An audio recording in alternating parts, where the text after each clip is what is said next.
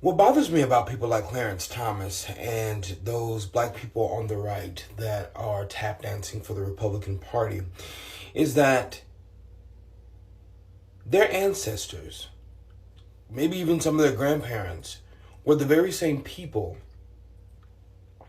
that were looked at as less than human. Those very same people were looked at as not having or needing the same rights as white people. And during the civil rights movement, and even before then, white people were very adamant about ensuring that black people and other people of color did not have equal rights as them because they didn't see us as equal. Why do black people that are treated as property, that were sold as property, that were treated less than a pet dog, why do they need rights? And it's quite simple. We're human beings. Honestly, at this point, I just have one question. Do you guys think if Clarence Thomas was alive during slavery times, he would have got his freedom just to turn around and sell slaves himself? I don't know, but he just strikes me as that kind of person. Like this guy was pretending to be, but very, very worse. This guy is literally destroying every programs that put him where he is right now. He's been through certain programs, and now that he is there, he wants to turn back and just destroy. Why? Because he has already benefited from that. And black people are not keeping quiet about this. Yeah, let me tell you. So right in this video, guys, I have put together clips and stitches of different reactions, and it's crazy. Black people are not letting this one slide. Yeah, quick disclaimer before you get into the video. This video does not support bullying or harassment. It's there for educational purposes and also to let you guys know what is trending on social media. I know that there's somebody out there that might disagree with what I'm about to say, and that's all right, because I got something that's been sitting heavy in my chest, okay, for the last few days, and I'm going to go ahead on and say what I feel needs to be said, okay? There's a man sitting on the highest court in this land, the Supreme Court of the United States, and his name is Clarence Thomas. Now, I want you to hear me before you come for me in the comments, okay? Because this is not about his skin color. This is about what he has done with the power that the struggle of other people has put within his reach. Clarence Thomas got into Yale Law School through affirmative action. He said so. The very policy that opened the door for him, he spent decades on that court working to slam it shut for everybody else, okay? Now, I'm a historian, right? And I know what that looks like. I've seen that playbook before. There's an old saying, and it is old. It's rooted in wisdom, and it's earned the hard way. This old saying says, all skin folk ain't kinfolk, okay? Zora Neale Hurston, she knew it. Thurgood Marshall, he knew it. When Thomas was nominated to replace Marshall, Marshall made it plain. A black face in a high place doesn't automatically mean your interests are being represented. Got it? Representation without advocacy is just decoration, isn't it? And here's what makes it sting differently than plain old political disagreement. Clarence Thomas didn't just benefit from the struggle, he used it. He climbed the ladder that black sacrifice, black blood, black legal brilliance built, and then he turned around and kicked that ladder down. Dare anybody else to try to climb it. That's not a philosophical difference. As far as I'm concerned, that's a betrayal. And his wife, Jenny, she was neck deep in the events of January the 6th, and he has refused to recuse himself from cases connected to it. The ethics questions alone should have everybody around here alarmed about that. But here's what I need you to sit with today. The presence of a black face can be used to, let's say, legitimize harm, sometimes more powerfully than if a white face had done the same thing. Why? Because it provides cover. It confuses people. It makes them question what they know to be true. Now, don't be confused, family. You can love your people and hold your people accountable. Those are not opposites. All skin folk ain't kin folk. And as a historian, I always follow the record, not the optics. Anti-black, you just feel like it's a setup.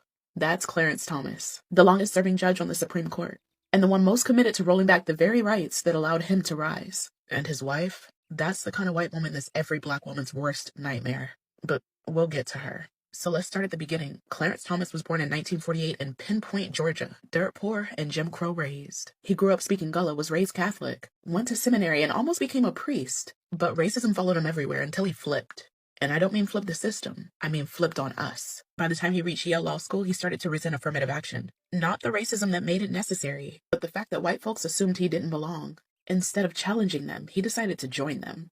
And in the 1980s, he got cozy with the conservatives. Reagan appointed him to the EEOC, the Equal Employment Opportunity Commission. But instead of protecting black workers, this man gutted the very civil rights regulations that he was hired to enforce. Then George H.W. Bush made, so you can't make this shit up. Then George H.W. Bush made him a Supreme Court justice in 1991. They call it replacing Thurgood Marshall, but he's no replacement. He took the seat.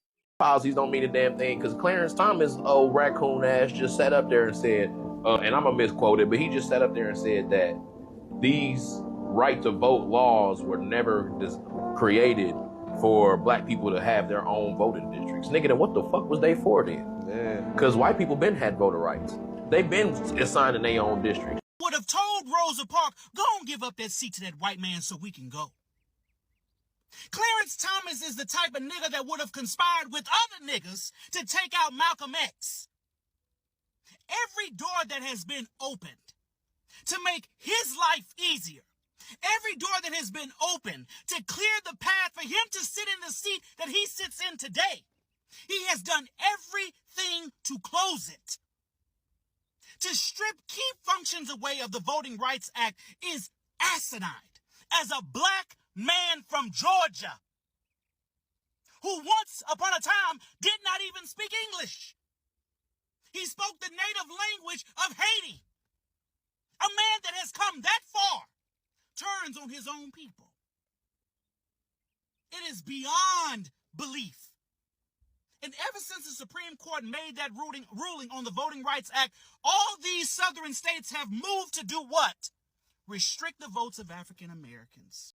Honestly, when I look at all this, all I can say is that Mr. Clarence gave up on his race and his people a very long time ago. Actually, the time he decided to marry his wife, that is the time he gave up on his people, forgetting that he is in that position because people had to put their struggles and their fights, everything, sacrifice in his authority. And now him doing this, turning back, turning against black people, because that's what he's doing. He's turning against black people, and they are not happy about it.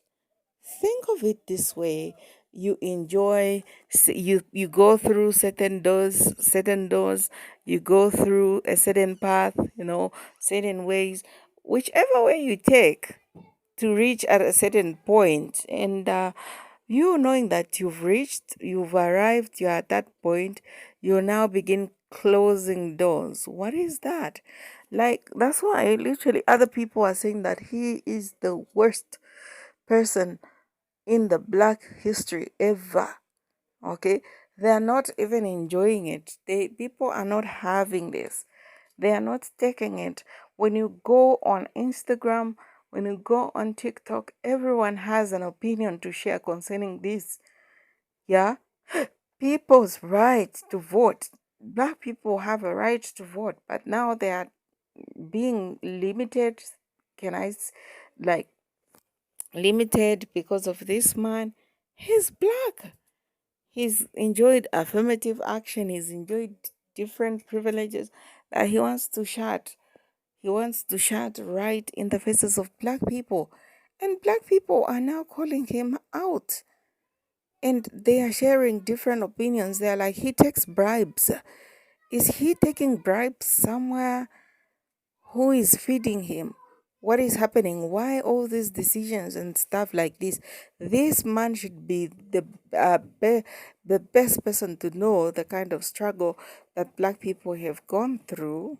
Yeah, black people have gone through a lot of struggle, and even himself, him as a black person, but then he's enjoyed certain privileges. Okay, for him to be there, the voting rights, different privileges, different programs that has allowed him to be where he is right now.